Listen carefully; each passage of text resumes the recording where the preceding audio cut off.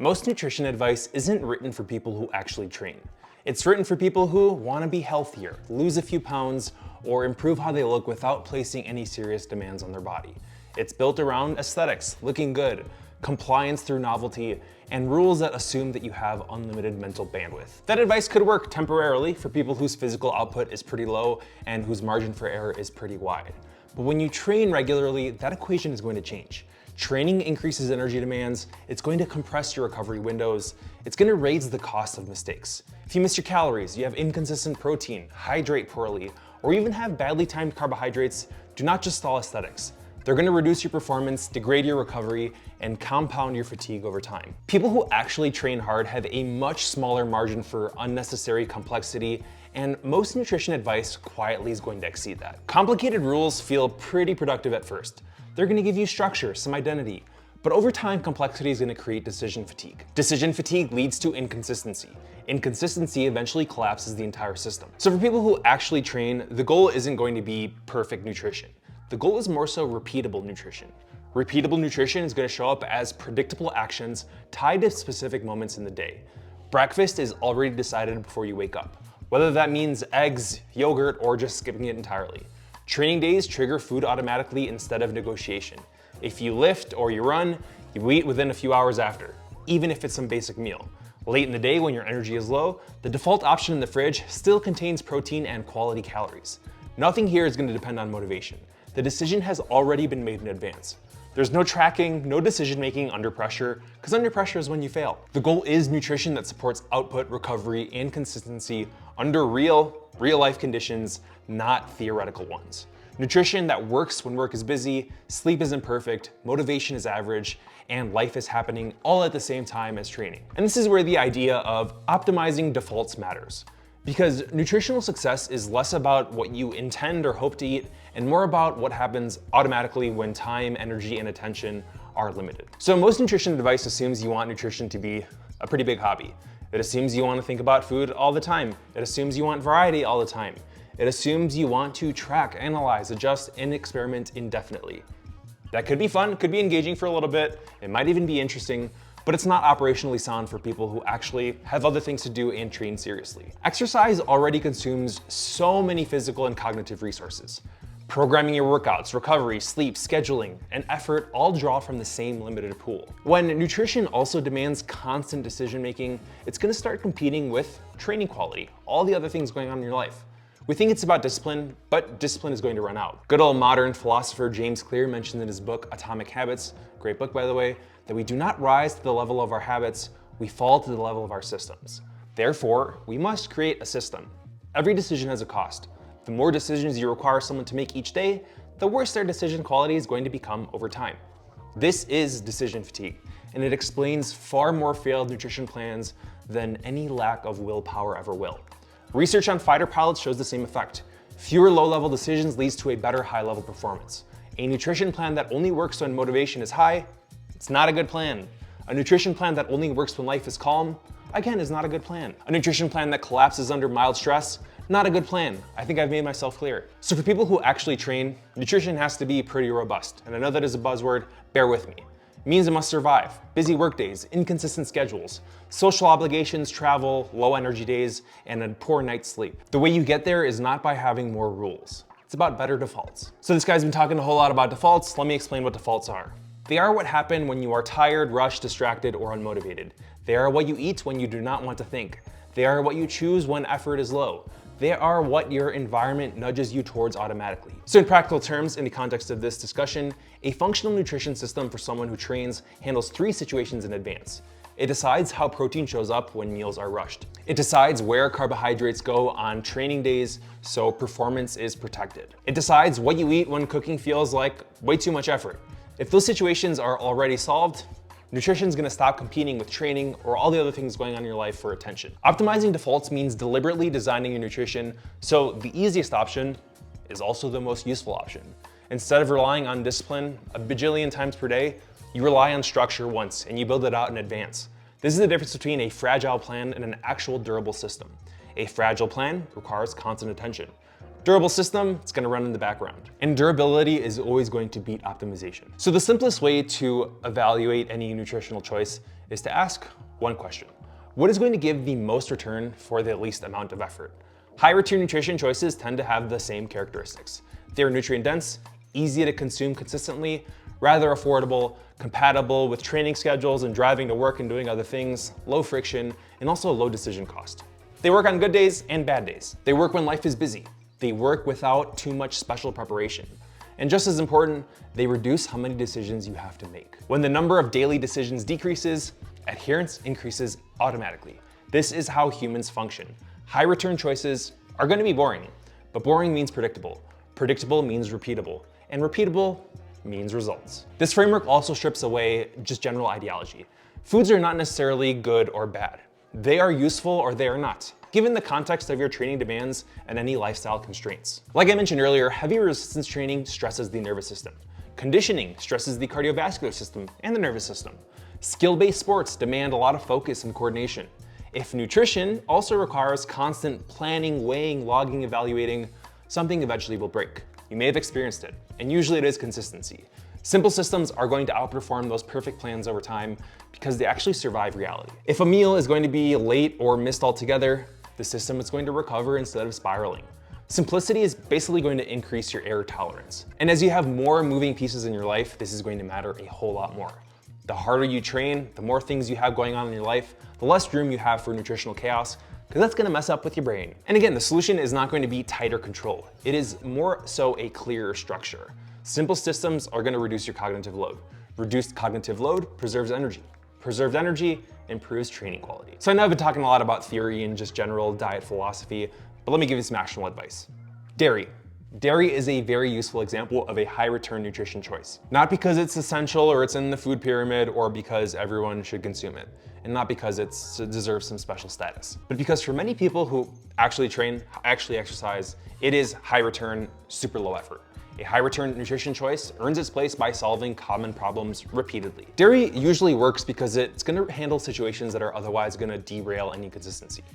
A little yogurt, it's gonna replace a skipped meal without any preparation. You just open it. Milk can turn a rushed post-training window into adequate calories, protein, and some electrolytes in one step, just opening it. Cheese, another great option. We all love cheese. Literally a block of cheese is nature's protein bar. Pretty calorically dense, can prevent undereating when appetite is low, but your energy demands are high. I understand these are not optimal foods on paper all the time, but they are useful foods in real life. Milk, yogurt, cheese are gonna give you high quality, complete protein, calcium, potassium, calories that scale with your training volume, and fluids and electrolytes. Usually they require very little to no preparation, even sprinkling some cheese on some stuff, always gonna be good. It's very widely available, really affordable. Milk's gonna give you protein, carbs, fluids, electrolytes in one step. Yogurt, very potable, convenient. And again, good old cheese concentrates calories and protein in a pretty compact form. And again, delicious. A lot of times it's gonna be individually wrapped. A single serve yogurt container, a cheese stick, or a 12-ounce milk bottle going back to elementary school. These remove portion decisions and planning. You don't need to think, you just need to consume. And that is what a good default looks like. Tolerance could vary, the amount per person could matter, but for a large percentage of active people, dairy is gonna simplify nutrition instead of complicating it. And that's the point of this video. The value of a food is not how impressive it looks on paper, it's how reliably it shows up in your week with positive outcomes. Now let's talk carbs. Carbs are another area where complexity derails people who exercise. Most carb problems are context problems. You'll hear the classic, cut carbs or don't eat carbs after 6 p.m., but carbs are tasty. Carbs support training output and recovery. Glycogen availability is gonna affect your performance. Recovery between sessions is going to depend on glycogen replenishment. You may have noticed this if you've ever gone on a low carb diet. Removing them is going to degrade your training quality and increase your fatigue. The biggest return here is going to come from timing your carbs, not restricting them altogether. And really the simplest way to apply this is to let training decide when carbs appear. If you train that day, carbs are included in the meals before or after the session without any debate. If you don't train that day, they're more optional rather than mandatory. And this is for very specific people who just want to maintain. And this is gonna remove the need to constantly ask whether I need to have carbs or if they're allowed, and it's gonna reframe them as a tool where it really depends on the output. So instead of asking yourself, should I eat carbs? The question more becomes, when do carbs support output? This is gonna reframe carbs as fuel. Fuel is functional. and context determines usefulness of anything in your diet. Using simple, repeatable carbohydrate sources is again going to reduce decision fatigue. The good stuff, rice, potatoes, oats, fruit, bread, they don't really require novelty or debate. These foods are going to be pretty easy to scale up or down based on your training demand. So another way to effectively reduce the amount of choices you have to make in your nutrition is finding a good meal rotation. Instead of chasing a whole lot of variety every single day, select a small number of reliable meals that are gonna hit your protein, digest pretty well, and support training and actually fit your schedule. And rotation doesn't mean eating the same thing forever. You just have to establish a stable baseline. A stable baseline usually means repeating the same few meals that are already familiar, easy to assemble, and built from foods you can buy year-round without thinking, and you enjoy them. If you eat breakfast, it should be something protein forward and fast, like eggs with toast, yogurt parfait, or even just a simple protein shake, and it stays consistent that it never requires a decision. Lunch should be an even simpler pattern. Usually a repeatable combination of leftovers the night before, rice, potatoes, meat, or eggs, or a pre-made option that you already trust. And dinner should be where most of the variety is, likely because you're chilling, you might be with family, going out somewhere. So that could be eating out, for example, cooking something new, adjusting to social plans without forcing the rest of the day to change. When exercise volume increases, that structure stays the same and only the portions expand, which avoids constantly reinventing a bunch of new meals. Over time, this is gonna actually narrow your grocery list, shortens the prep time because you're automatic, and it's gonna remove that daily negotiation around what to eat, because I know we're all tired of asking ourselves what we're gonna eat for dinner today. It also is gonna improve adherence. When you know what you're eating, you're gonna stop negotiating with yourself.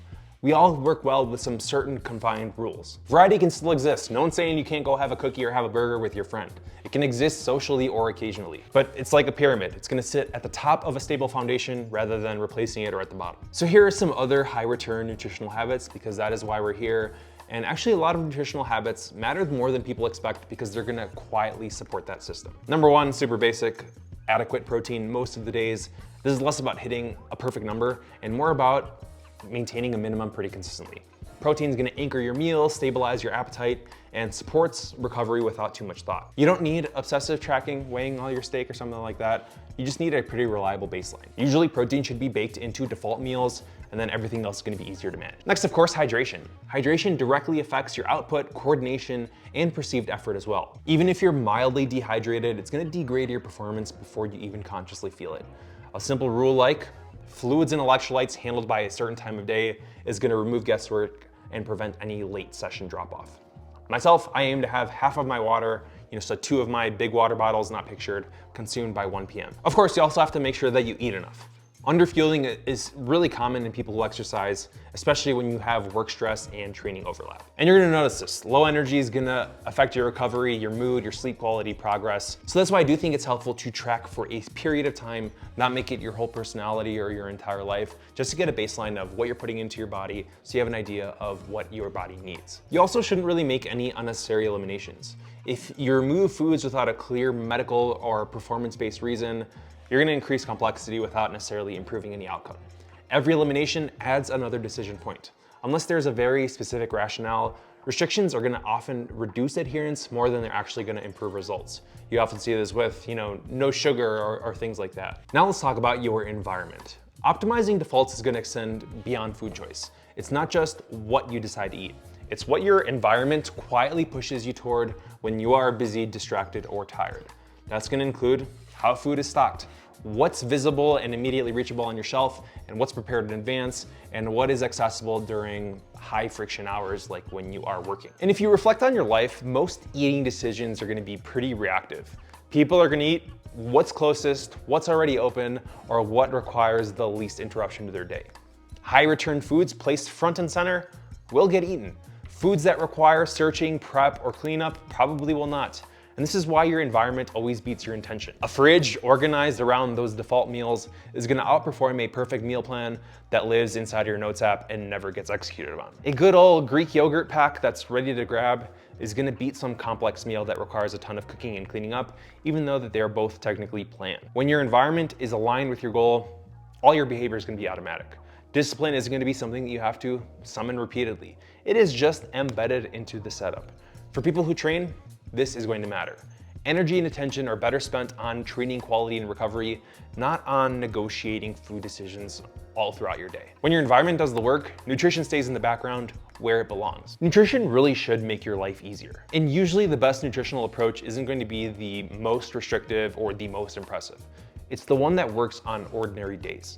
High return choices create stability, stability creates consistency, and consistency drives performance. This is why simple, dependable foods tend to outperform any elaborate plan over time. Options that are easy to repeat, like familiar protein sources or something as basic as milk or yogurt when you're short on time, quietly keep that system running without demanding a whole lot of attention. So the practical takeaway is not to eat perfectly, but to remove decision points before they appear. Decide in advance what happens on training days, what happens when time is short, and what happens when your energy is low or you sleep poorly. Stock your kitchen to support those moments. When nutrition works automatically in the background, training quality improves, consistency compounds without any effort. And that is what a functional system actually looks like.